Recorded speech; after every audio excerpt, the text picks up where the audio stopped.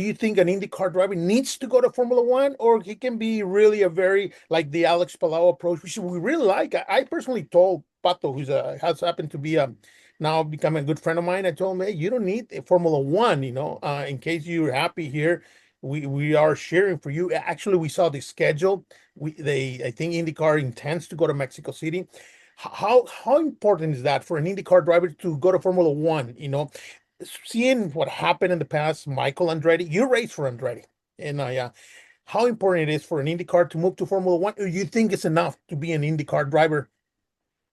I mean, I think it's enough, certainly. I think, especially right now, the series is in a very healthy spot. The involvement from Fox now has kind of helped bring it to another level. Driver salaries are picking back up. In the mid '90s, F1 and IndyCar were considered almost on the same level. You had F1 drivers coming over to IndyCar. You had Senna Yes, yes, for yes. Penske. You had Mansell fresh off of a world championship coming to IndyCar.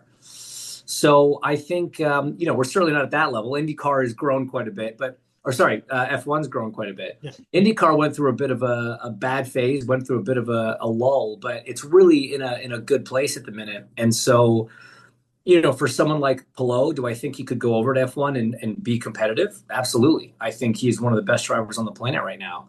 Right. A guy like Pato, do I think he could go over there and make a lot of noise and be successful? I do. But at the same time, unless you're going into one of the top two teams, you don't have a chance to win on Sunday. And that's not fun for a driver. No. So you've got a guy like Palou, you got guys like Pato, like Colton, whoever it is, who've been in these Formula One conversations.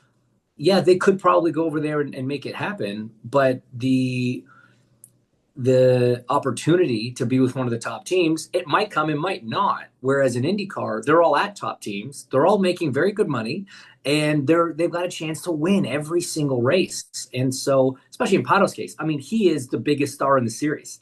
If you go to F1, you're one of 20 guys globally, and they all have their fan bases, right? I mean, he's great. He's no Lewis Hamilton in terms of like pop culture, right?